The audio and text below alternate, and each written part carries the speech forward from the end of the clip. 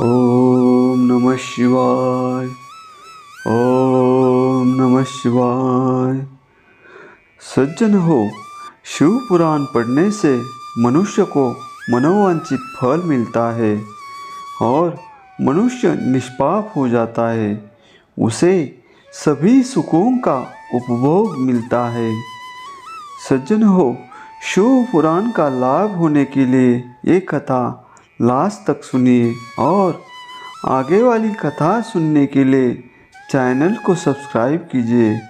तो शुरू करते हैं महान शिव पुराण। ओम नमः शिवाय। ओम नमः शिवाय। ओम नमः शिवाय। मित्र हो, अभी हम देखने वाले हैं शिव नाम की महिमा। ऋषि बोले, हे व्यास, शिष्य सूत जी, आपको नमस्कार है। हम पर कृपा कर हमें परम उत्तम रुद्राक्ष तथा शिव नाम की महिमा का महात्म्य सुनाइए।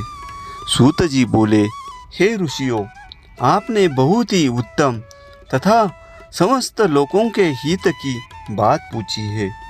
भगवान शिव की उपासना करने वाले मनुष्य धन्य है। उनका मनुष्य होना सफल हो गया है। साथ ही शिव भक्ति से उनके कुल का उद्धार हो गया है।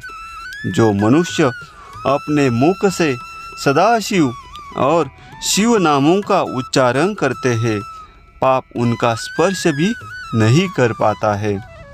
भस्म, रुद्राक्ष और शिव नाम त्रिवेणी के समान महापुण्यमय है। इन तीनों के निवास और दर्शन मात्र से ही त्रिवेणी के स्नान का फल प्राप्त हो जाता है। इनका निवास जिसके शरीर में होता है, उसके दर्शन से ही सभी पापों का विनाश हो जाता है। भगवान शिव का नाम गंगा है, विभूति भस्म यमुना मानी गई है तथा रुद्राक्ष को सरस्वती कहा गया है। इनकी संयुक्त त्रिवेणी समस्त पापों का नाश करने वाली है।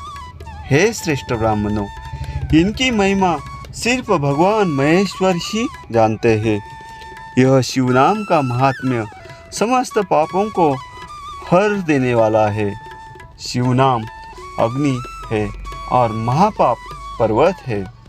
इस अग्नि से पाप रूपी पर्वत जल जाते हैं। शिव नाम को जपने मात्र से ही पाप मूल नष्ट हो जाते हैं।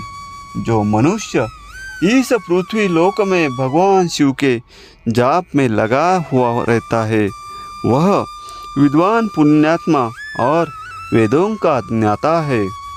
उसके द्वारा किए गए धर्म कर्म फल देने वाले हैं।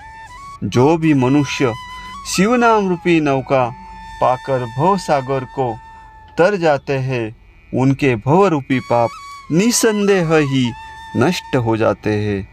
जो पाप रूपी दावानल से पीड़ित है, उन्हें शिव नाम रूपी अमृत का पान करना चाहिए। हे मुनीश्वरों, जिसने अनेक जन्मों तक तपस्या की है, उसे ही पापों का नाश करने वाली शिव भक्ति प्राप्त होती है। जिस मनुष्य के मन में कभी न खंडित होने वाली शिव भक्ति प्रकट हुई है, उसे ही मोक्ष मिलता है। जो अनेक पाप करके भी भगवान शिव के नाम जप में आदर पूर्वक लग गया है, वह समस्त पापों से मुक्त हो जाता है। इसमें जरा भी संशय नहीं है। जिस प्रकार जंगल में दावानल से दग्ध हुए वृक्ष भस्म हो जाते हैं, उसी प्रकार शिव नाम रूपी दावानल से दग्ध होकर उसके सारे पाप भस्म हो जाते हैं। जिसके भस्म लगाने से अंग पवित्र हो गए हैं और जो आदर सहित शिव नाम जपता है, वह इस अथाह भवसागर से पार हो जाता है। संपूर्ण वेदों का अवलोकन करके महर्षियों ने शिव नाम को संसार सागर को पार करने का उपाय बताया है। भगवान शंकर के एक नाम में भी पाप को समाप्त करने की इतनी शक्ति है कि उतने पातक कभी कोई मनुष्य कर ही नहीं सकता। पूर्व काल में इंद्रद्युम्न नाम का एक महापापी राजा हुआ था और एक ब्राह्मण युवती जो बहुत पाप कर चुकी थी। शिव नाम के प्रभाव से दोनों उत्तम गति को प्राप्त हुए।